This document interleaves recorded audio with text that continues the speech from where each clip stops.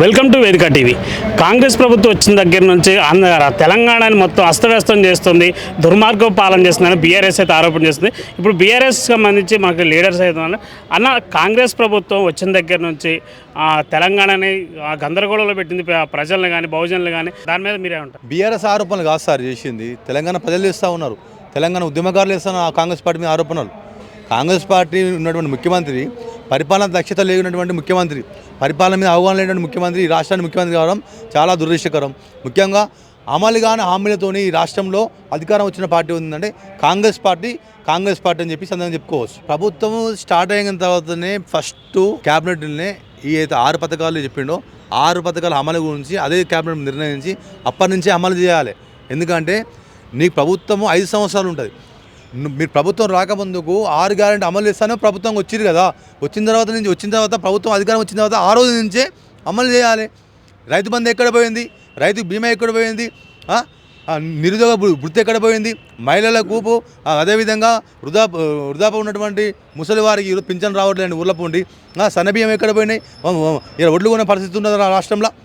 రేవంత్ రెడ్డి ఏమంటుండు, ఏదో 1 ఇయర్ కాగానే అంటే ఫస్ట్ భాష మార్చుకో రేవంత్ రెడ్డి గారు. పెళ్లి కాగానే పిల్లలు పుడతారు అనేది భాష మార్చుకో. ముఖ్యమంత్రి హోదాలో భాష కాదు అది, ఒక మండల స్థాయి ఎంపీపీ మాట్లాడుతూ ఉన్నావు. నీ పద్ధతి మార్చుకో రేవంత్ రెడ్డి గారు. ఏది పద్ధతి మారుతుంది? తెలంగాణ ప్రజలపైన, తెలంగాణ ప్రజలని మోసం చేసి గద్దెనెక్కిన నాయకుడు మీరు రేవంత్ రెడ్డి గారు, మీ కాంగ్రెస్ పార్టీ అని చెప్పేసి ఈ సందర్భంగా హెచ్చరిస్తూ ఉన్నాం. తెలంగాణకు సంబంధించి విగ్రహాన్ని అయితే ఏర్పాటు చేశారు, తెలంగాణ తల్లి అని చెప్పేసి విగ్రహం ఏర్పాటు చేశారు.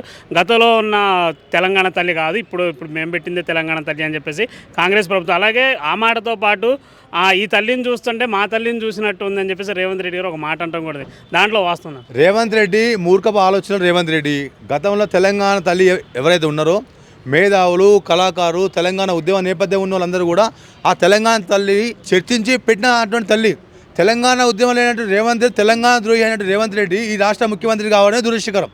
తెలంగాణ ఉద్యమ ద్రోహి అయినట్టు రేవంత్ రెడ్డి తెలంగాణ అస్తిత్వం మీద, తెలంగాణ ఉన్నటువంటి ప్రజల మీద ఏం నమ్మకం ఉందండి? తెలంగాణ ద్రోహి రేవంత్ రెడ్డి రాష్ట్రానికి కావడం, ముఖ్యమంత్రి కావడం దురదృష్టకరం. తెలంగాణ తల్లి పైన కానీ విమర్శలు ఇచ్చేటువంటి రేవంత్ రెడ్డి, తెలంగాణ ఉద్యమకారైన అతిపెద్ద ఉద్యమకారు కోదండరామ్ రెడ్డి ఉన్నాడు కదా, ఆయన దగ్గర సలహాలు తీసుకోనండి. తెలంగాణ ఉద్యమం ఉన్నటువంటి కోదండరామ్ దగ్గర సలహా తీసుకోండి, మేధావి తీసుకోండి. పరిపాలన దక్షత నువ్వు ఈరోజు తెలంగాణ ప్రజల మీద తెలంగాణ తల్లి మారుస్తూ ఉంటావు. తెలంగాణ స్టేట్ నుంచి తెలంగాణ టీజీగా మారుస్తావు. లగిచర్ల భూముల విషయంలో ఏం చేస్తావు నీకు అర్థం కాదు. హైడ్రా విషయంలో ఏం చేస్తున్నావు అర్థం కాదు.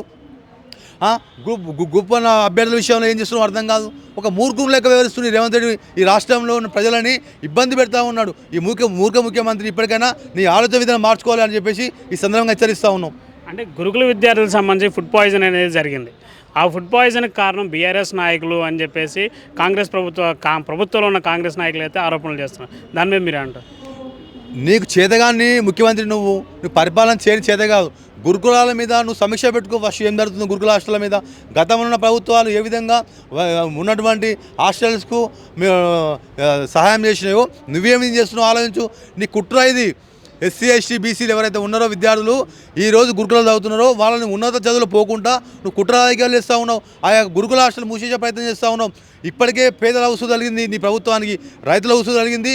ఇదేవిధంగా బడుగు బలహీన వర్గాల పేద విద్యార్థుల ఉసురు కూడా ఈ ప్రభుత్వాన్ని తగులుతుందని చెప్పి హెచ్చరిస్తూ ఉన్నాం. అంటే ఇప్పుడు రైతులకు రుణమాఫీలు అని చెప్పేసి వికలాంగులైన వాళ్ళ పెన్షన్స్ అనేవి ఆపేశారు. అంటే కాంగ్రెస్ ప్రభుత్వం రాగానే వికలాంగులకు 6,000 పెన్షన్స్ అలా ఇస్తా అని చెప్పి హామీలు అయితే ఇవ్వడం జరిగింది. మరి హామీలు ఇంతవరకు నెరవేర్చకపోవడం, రైతులకు కూడా రుణమాఫీ సరిగ్గా కావడం జరిగింది. రైతులకు ఎక్కడ రుణమాఫీ జరగలేదు, రైతు బంధు రాలేదు, రైతు బీమా రాలేదు, ఒడ్లు ఇప్పటి కళలు ఉన్నాయి. చాలామంది రైతులు ఈరోజు గోసపడతా ఉన్నారు. నిరంతరం కరెంటు రావట్లేదు, నీటి సమస్య, కరెంటు సమస్య. ఈ రాష్ట్రానికి ముఖ్యమంత్రి రేవంత్ రెడ్డి అయిన తర్వాత ఈ యొక్క రైతులు ఈరోజు ఇబ్బంది పడుతూ ఉన్నారు. ఏది ఏమైనప్పుడు కూడా పరిపాలన దక్షత లేనటువంటి వ్యక్తి ఎవరైతే ఉన్నారో ఈ ముఖ్యమంత్రి రేవంత్ రెడ్డి ప్రభుత్వం ఉండడం చాలా దురదృష్టకరం.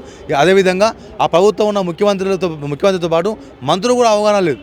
మంత్రులు కూడా పొద్దున ఒక తీరుగా మారుతారు, పొద్దుమికు మారుతారు. ఆ పొంగులేటి శ్రీనివాసరెడ్డి ఒక రకంగా మారుతాడు, సీతక్క ఓ తీరుగా మారుతుంది. కొండ సురేఖ ఒక మహిళ అనే ఇంగితం జ్ఞానం మర్చిపోయి ఆమె ఆరోపణలు వేస్తూ ఉంటుంది. ఆ కోమటిరెడ్డి వెంకరెడ్డి పొద్దున తిరిగి, మధ్యాహ్నం తిరిగి, రాత్రి తిరిగి మారుతూ ఉంటారు. ఆ కాంగ్రెస్ పార్టీ, కాంగ్రెస్ ప్రభుత్వం ఈ రాష్ట్రంలో ఉండడం దురదృష్టకరము.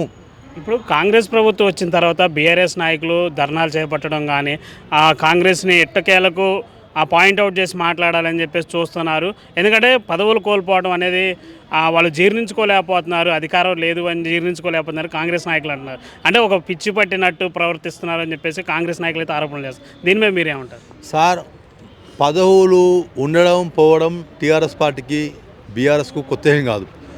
గతంలో ఉమ్మడి ఆంధ్రప్రదేశ్లో రాజశేఖర రెడ్డి ప్రభుత్వంలో ఉన్నటువంటి 6 మంత్రి పదవులు త్యజించిన నాయకుడు కేసీఆర్ గారు, కేంద్ర మంత్రి పదవి త్యజించిన నాయకుడు కేసీఆర్ గారు. మాకు పదవులు అనేవి గడ్డిపొత్తు సమానం. పదవుల కోసం మేము దాపరించడం కాదు. పదవుల కోసం దాపరించిన వ్యక్తి, పదవుల కోసం మోకారిన వ్యక్తి ఈ రాష్ట్ర ముఖ్యమంత్రి రేవంత్ రెడ్డి అని చెప్పుకోవచ్చు. ఎందుకంటే కేసీఆర్ గారికి కానీ తెలంగాణ రాష్ట్రంలో ఉన్నటువంటి బీఆర్ఎస్ పార్టీలో ఉన్నటువంటి ముఖ్యులు ఎవరైనా కావచ్చు, హరీష్ రావు గారు కావచ్చు, కేటీఆర్ గారు కావచ్చు, ఎవరైనా కావచ్చు, మాకు పదవులు ఇంపార్టెంట్ కాదు, ప్రజల శ్రేయస్సు ఇంపార్టెంట్ అని చెప్పేసి ఈ సందర్భంగా తెలియజేసుకుంటా ఉన్నాం.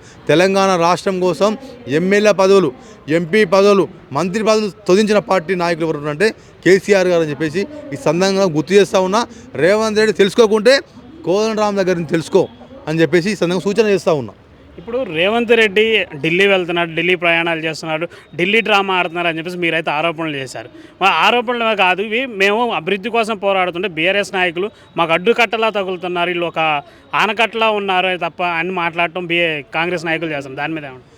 రేవంత్ రెడ్డి ప్రతిసారి ఢిల్లీ పోవడం ఎందుకంటే తన పదవిని కాపాడుకోవడానికి డబ్బు సంచులతో ఢిల్లీ పోతున్నాడు, డబ్బు సంచులు అక్కడ ఇస్తున్నాడు, మళ్ళీ వస్తున్నాడు, పదవి కాపాడుకున్నాడు తప్పితే ఆయన చేసేది ఏం లేదు. ఆయన ఆదానితోటి మాకు సంబంధం లేదంటాడు. నల్గొండ జిల్లా రామానాపేటలో ఆదాని గ్రూపు సిమెంట్ ఫ్యాక్టరీ పెడుతున్నది, అక్కడ ప్రజలు వద్దంటున్నారు, ఆయన ముందుకెళ్తా ఉన్నాడు.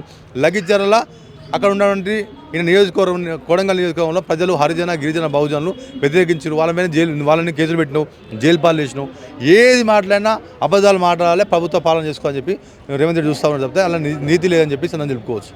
చివరిగా ఇప్పుడు అల్లు అర్జున్ కేసు విషయంలో చూసుకుంటే అల్లు అర్జున్ సీఎం రేవంత్ రెడ్డి పేరు తెలియకపోవడం అనేది కారణం అంటారు అరెస్ట్కి? అట్లేం ఉండదు. సీఎం రేవంత్ రెడ్డి అందరు తెలవాలని కూడా ఉండదు. నువ్వు సందర్భం మారుతున్నావు, సందర్భం మర్చిపోయి ఉండొచ్చు. అంత మాత్రాన నువ్వు ఈ విధమైన కక్ష చర్యలు తీసుకోవడం మంచి పద్ధతి కాదు. ఎందుకంటే రేవంత్ రెడ్డి గారు నువ్వే చెప్తున్నావు నేను భారత రాజ్యాంగాన్ని అమలు చేస్తా, భారత రాజ్యాంగం పనిచేస్తాను, భారత రాజ్యాంగం ప్రకారం అమలు చేస్తాను అన్నావు కదా. నీ ఊరిలో కొండారెడ్డిపల్లిలో ఒక రైతు ఆత్మహత్య చేసుకున్నాడు. నీ తమ్ముని పేరు, నీ తమ్ముడు జగదీష్ రెడ్డి పేరు, నీ తమ్ముడు కొండరెడ్డి పేరు, నీ అన్న తిరుపతి రెడ్డి పేరు, నీ పేరు రాసి చనిపోయాడు. నువ్వు ఇప్పటివరకు ఏం చేసినావు? భారత రాజ్యాంగం ప్రకారం కేసు బుక్ చేయాలి, క్రిమినల్ కేసు బుక్ చేయాలి కదా నీ వంగూరు పోలీస్ స్టేషన్లో. మరి ఏం చేసినావు రేవంత్ రెడ్డి గారు? చెప్పేయన్నీ నీతులు, నువ్వు చేసేవన్నీ ఇంకో పనులు అన్నట్టు నీ పనులు నీ చేసేలతోని చాలా దుర్మార్గమైన పాలన చేస్తూ ఉన్నావు. ఇప్పటికైనా జ్ఞానం ఉంది, తెలుసుకో. తెలియకుండా ఎవరైనా తెలిసిన వ్యక్తితోని పరిపాలన చేసుకో రేవంత్ రెడ్డి గారు అని చెప్పేసి ఈ సందర్భంగా సలహా ఇస్తూ ఉన్నారు రేవంత్ రెడ్డి ప్రభుత్వానికి. అంటే గతంలో కూడా ఇప్పుడు మీరు సలహా ఇస్తాను అని చెప్పేసి అన్నారు కదా, ఆ రేవంత్ రెడ్డి కూడా సేమ్ మీరు సలహాలు ఇవ్వండి మేము తీసుకుంటాం కానీ మీరు అడ్డుకట్లా తగలకూడదని చెప్పేసి ఆయన కూడా వ్యాఖ్యలు చేయడమే జరిగింది. దాని మీద ఏమంటారు? హైడ్రా ఎవరిని అడిగి చేసినావు రేవంత్ రెడ్డి? అలా ఫెయిల్ అయినావు కదా. హైడ్రా చేసినావు, హైడ్రా పేద పద ఉసులు కలిగి అలా పోయినావు. తర్వాత అశోక్ నగర్ ఎవరైతే ఉన్నారో అశోక్ నగర్లో గ్రూప్ 1 అభ్యర్థులు వాళ్ళపై దాడి చేయించినావు. తర్వాత లగ్గిచర్లు చూసినావు. ఏది చేసినా నువ్వు అన్ని ఫెయిల్యూర్ తప్పితే ఏది కూడా సక్సెస్ లేదు రేవంత్ రెడ్డి గారు. ఇప్పటికైనా గౌరవంగా ముఖ్యమంత్రి హోదాలో ఉన్నావు, గౌరవమైన పనులు చేసుకొని చెప్పేసి ఈ సందర్భంగా అంటూ ఉన్నాం.